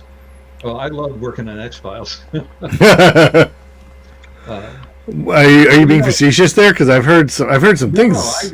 No, I've worked on X-Files both with Wildstorm, and I had a great time there. And I worked on it when IDW. I don't know who has the license right now. IDW, I think, still has it because they did something, and it's probably been about 5 years ago. And Joe was writing it. Joe Harris did a lot of a lot of the writing on. Yeah, I think Joe was working on it when I was doing it, and it was fine. So, somebody was giving me more trouble then about faces and things. But anyway, when Steve and I did that X-Files 30 Days a Night, it went smooth as glass, and it was fun. And I love working with Steve. You know, I love his work to begin with. I think he's a great writer. I agree. So is Joe, for that matter. But at any rate, Steve and Shannon decided to put together this new company, Monster Forge, and they called me up and said, we want to do this imprint, and we want to get a book going. You want to do a book with Steve? And I'm like, yeah. Yeah. Now, Monster Forge is coming out on Halloween. Right. So you have this coming out on October 31st. These books are coming out a week. That is fantastic. That is listen. Let me tell you. One on top of the other. That is awesome. And this is, I mean, honestly, it is exactly what it looks like. It's monsters, and it's got a tough female lead, and it's just, just straightforward up, fun, monster-y stuff you would expect to see from me and Steve and Shannon. And it's coming out through Dark Horse. Right. Before, just got an imprint through Dark Horse now. That's cool. The first book coming out through that imprint. I'm a big fan of Steve's, which is funny because I'm not a huge fan of that subgenre. But what really nailed Steve's career to my forehead was when he did the Creeper for DC. Because he did not just the best Creeper since Ditko and O'Neill, but arguably one of the very few Creeper series after Ditko that was worth reading, and it was great. So I respect him for that. How many have there been? There have been more than you might think. That's a carrot. The fact that you can't remember them speaks to just how great they were. I mean, backup series. Everybody for about a 15-year period really liked the Creeper. Yeah. But very few people like Ditko. And I mean that. Ditko is a friend. And we used to go out to dinner a lot, and lunch and stuff. And I have a foreword in Jack Harris's book about Ditko coming out in a couple months or weeks or something. And I just loved it. And Steve found what was unique about that character and ran with it. That's great. Well, I think to that point about Steve as a writer is like any, you do tend to get pigeonholed as a particular kind of either writer or artist, but Steve is just a good writer. Mm-hmm. So you tend to think of him as a horror writer, and he is a great horror writer, but in essence, he's just a really good writer. That's right. That's absolutely right. I went to school for my journalism stuff, and one of the things they teach you in journalism is that you should be able to write anything. Now, I don't know if they still teach you that, and I don't know if they do why, because journalism today is a Ponzi scheme. But at the time, that's how I was taught. And I believe that you develop certain skills that you can apply to more than just one narrow genre. And every creative person, I'm not saying I'm creative, my career is based on other people's creativity, but every creative person needs to appreciate that. You have skills you can use in ways that right now you have not contemplated, and maybe it might be fun for you to do so. And I'm very happy that people tend to think of me for horror stuff, and I love drawing horror stuff. But when people say, "Well, why are you?" I've had this question: "Why do you like to just do horror?" And I'm like, "I'll do anything. I like all genres. If you think of me that way, that's awesome." But there's not a genre that I haven't done except romance. I've never done a romance comic. Nor is hardly anybody else still living. That's right. Tom King. That's not a romance story. No, it's not. High Iceman, he's still alive and he's done them. But other than High, I can't think of There anybody. you go. But I can draw anything. You may not like the way I draw it, but I can draw anything. Right. Right. You have the skill. Yeah. You know, No, and you work hard to get that. So I'm gonna. So my assessment, which is worth less than negative $2, is that your work has a aspect that lends itself to horror in a certain way. That doesn't mean that it only is horror. Like as I said, there are so many things that you've done in your career that are not horror, that are not even dark, that are amazing. Like even when you were trying to be Bob Layton on New Mutants. That's fair. That's absolutely fair. There's pure Tom Mandrake that comes through over Sal's pencils. Like I can see it, I feel it. And that's the sign of a even when you were inking, the sign of a good inker is somebody who doesn't just trace the pencils that are there, that adds something to it. I can tell you though. Well, Sal probably hated it, right? Sal's pencils were not pencils on those. So okay. The loosest blue pencil layouts I have ever worked over. Awesome. In my life. And again, that makes even more sense then. Let me first say that I love Sal's stuff. I was always a huge fan of his. So when they offered that, I was like, oh, I'm going to work on Sal Buscema's pencils. And then I got the pencils and like, oh my God, there's nothing here. It's a circle, and that's supposed to be a head. So I was like, just I was getting paid a finishing rate, which is great. Sure. But yeah, that was a real lesson in learning to, draw the way the book had been being drawn right from the start, because Sal was blasting through that stuff. Sure. May I make a quick statement before this gets lost? When we talk about how an inker adds value, I recommend people look at Jack Kirby, inked by Wally Wood. And then you look at Steve Ditko, inked by Wally Wood. And then you look at Wally Wood, inked by Wally Wood.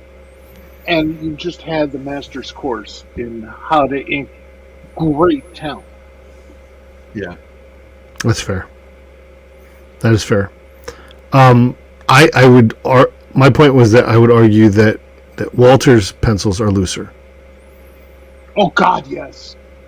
Well, because he only he will ink himself, so therefore he knows what was supposed to be there. His pencils are like nothing, and just enough for the letterer to figure out where to put shit. Oh, yeah, he would do the balloon placements. He brought in his pencils. I forget the job. It was 1970s. I was at DC, and Saul Harrison, who knew artwork. I mean, he actually kind of copped some of Frank Frazetta's stuff before they were returning pages. He's looking at Walter's stuff because he loved Walter's finished work. He'd never seen the pencils. And I swear to you that Saul actually turned them upside down to see if it made more sense that way. And Walter, who was, at that time, we were all young, and he was a little scared when that happened because Saul was president of the company and had worked on Superman #1. So, but he just sort of said, he murmured, and he said, well, I'm inking them myself. And Sal just looked over and says, yeah, you're going to have to.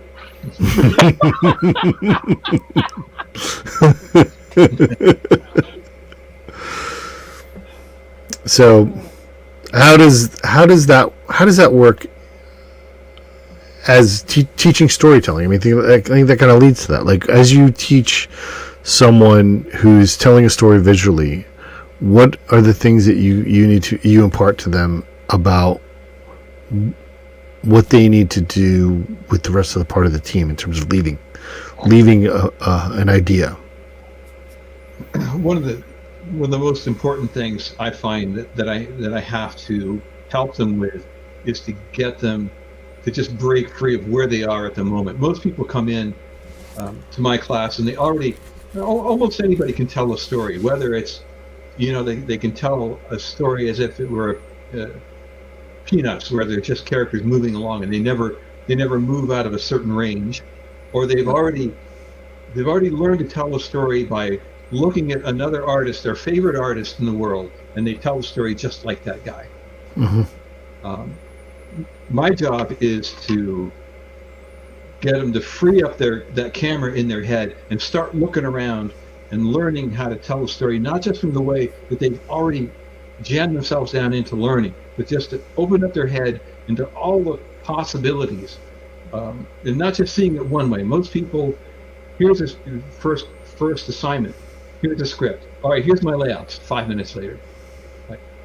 It takes me days to do my layouts. I work on them, I struggle on them, I do them 3 or 4 times.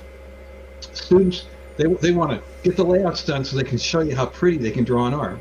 That's normal. That's what young artists do. They want to show off how well they draw. But I'm always telling them, there's 1,000 guys that draw better than me all the time. Lots of people draw better than I do. I'm a good storyteller, and that's why I'm still here. So Sure. If you want to have a long career, be a good storyteller. That's the job. You can say, a brilliant artist is a brilliant artist, and that's great, but that doesn't necessarily make you a brilliant comic book artist. Right. Sure. Your job is to tell a story, and the way you do it is more important, or at least as important, as what's written down as the story. And that's why I don't try to fixate on their style. I'm not trying to jam people into being a Marvel artist or a DC artist. I want to take whatever they have and just help them to learn to open up their eyes to the possibilities of storytelling, and that's a really deep well. Sure. I recently took had a conversation with somebody, and there's a current artist who is really making a name for themselves. And I went back and I looked at some of their very first work, which was in an anthology, and it wasn't very good. It was their first work, and the layouts were very amateurish. It was 6 panels on a page, 3 up, 3 down, and they were there was 4 6-page story, and there were 2 pages where there was an outboxed panel, and but at the same time, if you looked at what was inside the panels, you could tell that they knew that the camera needed to move. You could tell that part had happened, and that person has become, like I said, they're a rising star. They are making their own comics. They are working for work for hire for other things. They have definitely improved from that point. But that's one of the things. If you look at that, they followed a very formulaic manner of laying out a page. But at the same time, even within you could see that there was a spark within the panels and how the story was being told from panel to panel, and that's the key. And so yeah, I can see how that's something that you, especially with younger artists, being able to say, I also bought a book that was a translation of a webtoon, it was webtoon into, and it's just panel upon panel of a face and heads talking. Webtoons are a really different kind of storytelling, and it can be really difficult to compile a webtoon into a comic book, because it is, if you read a lot of webtoons, but you have this opportunity with a webtoon of utilizing that scroll sure, to really speed up and slow down the storytelling in a very interesting way. That's almost like a completely different class right there. How to tell an interesting story in a webtoon. It's really interesting, but then you take that long scroll of a couple of faces and then an empty space and a sound effect and some more faces and things. And you're reading it in Webtoon, it's like, this is really cool. And then you cram it all into a comic book page, you go, this is awful. Yeah, sure. And the same thing can happen, vice versa. If you take a comic book page and put it into Webtoons, they're really not, they can be compatible, but they don't necessarily work well together. And some of the best Webtoons that I've seen don't work so well in comics just for that reason. Some of the ones that do work are people who have come from a comic book background when they try to take advantage of the medium of the format with the concept of I need to be able to translate this back to a printed 8 by Some pull people format. have got that in their head. They're trying to balance out the two, and It works. It works sometimes. Sometimes some of the really good ones work that way. absolutely. Go ahead, Mike. I'm sorry. I'm a big newspaper strip fan as well as Sure. all other forms of comics. And, the last 10, 15 years have been just wonderful for people like me because just about everything that is worthwhile has been reprinted, and in some cases magnificently. The problem with reading those reprint books is that those daily strips were to tell the story in a maybe 4-panel a day format. You have a little bit of a recap somewhere along the way, and you'd start to see some redundancy after a while. And it would take the edge off of some really magnificent work until the moment you realize, no, wait, that's the way it's supposed to be. It's not supposed to be read as like one big book. Something Al Cap never understood, but because his stuff was very formulaic. But if you're reading it day by day, it was magnificent until maybe the last 10 years.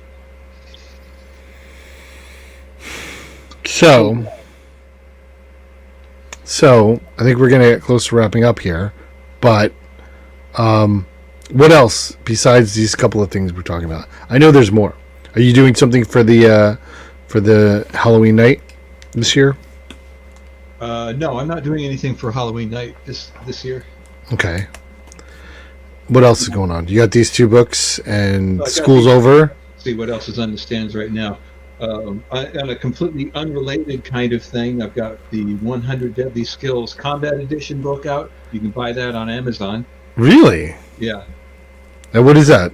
So that is in essence, a martial arts book. It's all the skills you need: shooting, fighting. I didn't write this. This is with Clint Emerson, who's an ex-Navy SEAL.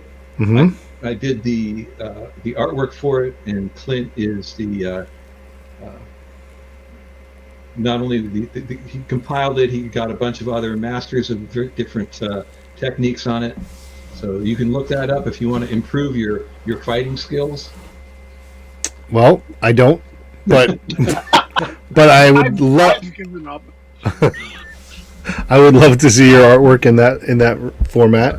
That is a much, in terms of artwork, that is a much simpler approach to artwork, because of course when you're doing the 1, 2, 3 of how to throw somebody down or shoot them in the gut, you have to simplify your artwork.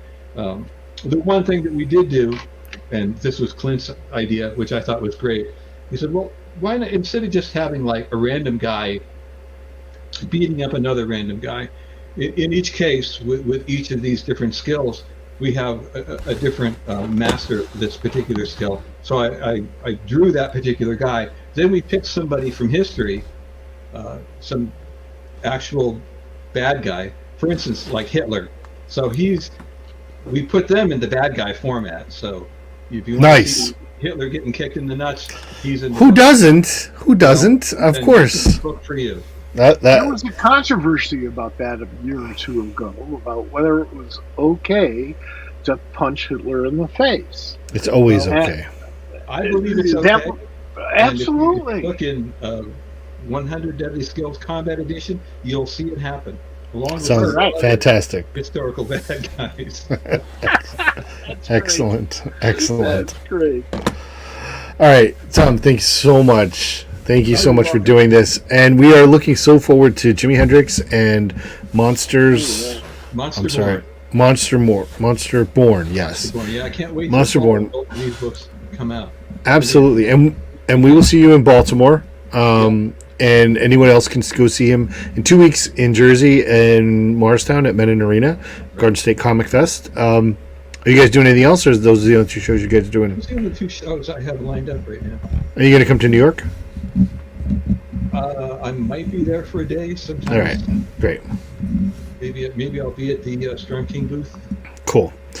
Well, thanks so much for doing this, Mike. Thank you for joining. Sorry to everyone who has listened to this or going to rewatch for our technical difficulties early on, and I'm gonna all these wires and tubes. Yeah, you know what? No, it's all my fault, and I'm gonna be honest. It's all my fault because the issue was that I published the first announcement about this show, and I had forgotten to put in the thumbnail with the actual without the actual graphic of it, and so then I went and updated that. And when I updated that, it changed the link that I had sent to you originally. So you guys were sitting in a dead link. So anyway, that's it. Lesson learned, and to keep ourselves company. and we'll be doing this again. And again, we will see you in Baltimore, and we'll be back at Pop Culture Squad hopefully in a couple weeks. I don't have a guest lined up yet, but I anticipate to have one very shortly. And so stay tuned for in a couple weeks for us. And thanks everybody for tuning in. All right, thank you guys. This is great. Thanks.